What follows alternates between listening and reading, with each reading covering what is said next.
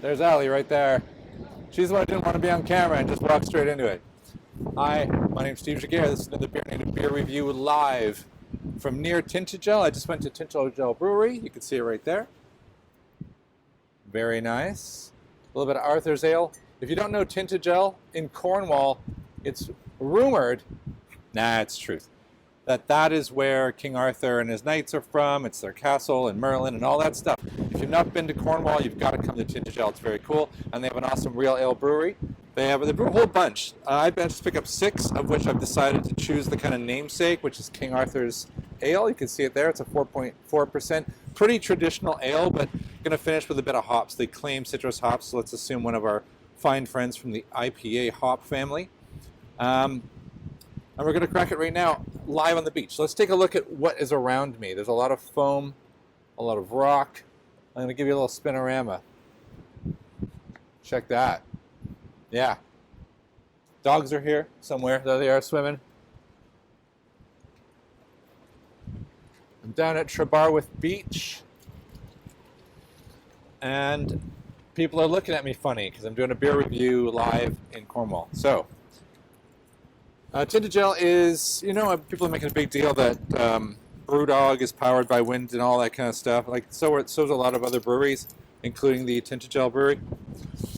So they've also got a Wagyu beef farm.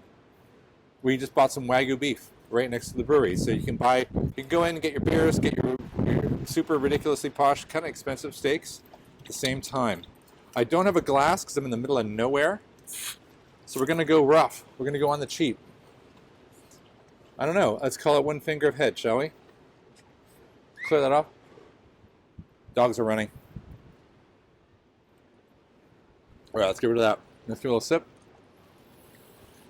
Heavy malt, very real ale. A little bit more about Tintagel Brewery. Environmentally friendly brewery situated 850 feet above the sea at Trebarwith, which is where I'm standing right now, at sea level, so 850 feet above me. It used to be a milking parlor. Pretty cool.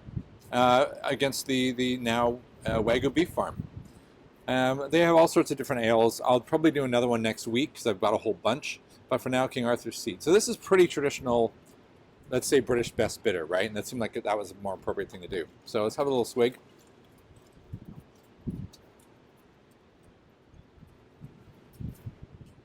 Starts out pretty traditionally malty, as you would expect from a real ale. It's cold out, so I'm going to call it refreshing at the very least.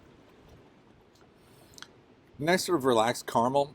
I'm not getting as much citrus as they're claiming, because I think to still be claiming in the modern era of IPA that things are citra and citrus, not citra, necessarily. Citrusy on the finish, and given the sort of era of hop-tasticness that we're in right now, that's a bit of a stretch these days, isn't it? And we all kind of know that. So I would say it's a little lighter than the hop finish than I would have expected. But in terms of hitting a nice real ale session at 4.4, not claiming to be a session, I'm pretty happy with it. Something I've been really pleased about, just generally being down here in Cornwall, is the quality of the water. And that's definitely reflected in what it is I'm drinking right now. It tastes refreshing. The malts are complex, caramel, a little bit of roast. I almost want to pour it out, just waste some of it so you can see the color, because I don't even know what color it is, which is a bit sad. I'm going to do it. Ready? All right, there we go. Bit golden. Now the dog is trying to drink the beer below me. So yeah, nice sort of golden ale, bit citrusy, bit relaxed, nice sort of mellow malt finish. I think kind of good for a incredible. By the way, it's really cold. I'm all bundled up. Really cold day here at the beach. A relaxing day.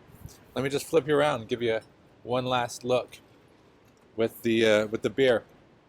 There it is. There we go. King Arthur's Ale from Tintagel Brewery.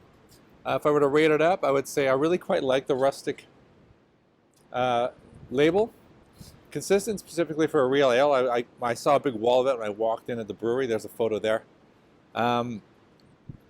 Yeah, it's pretty good. So I'm going to get pretty. I like it, so I'm going to go 4 and then 3, so 7. We're gonna, in terms of accuracy, I'm gonna go 3. I was tempted to go 4 for like an English bitter, but I'm not going to do that now because the citrus was a bit overstated. It might be more out of a glass, so my own fault potentially, but I'm going to keep it at 3. Uniqueness, it's pretty standard, I think. So that gives me a 6 plus a 7, which is a 13. Now, do I like it? I think it's all right. Is it blowing me away? I think I'm going to go with 7, which is going to hit about a 20. So in terms of, on the big scale, it's going to be a 3.25 to 3.5 out of 10, which given my criticality and my situation right now, I think is pretty good. So there we go. King Arthur's Ale, Tintagel Brewery.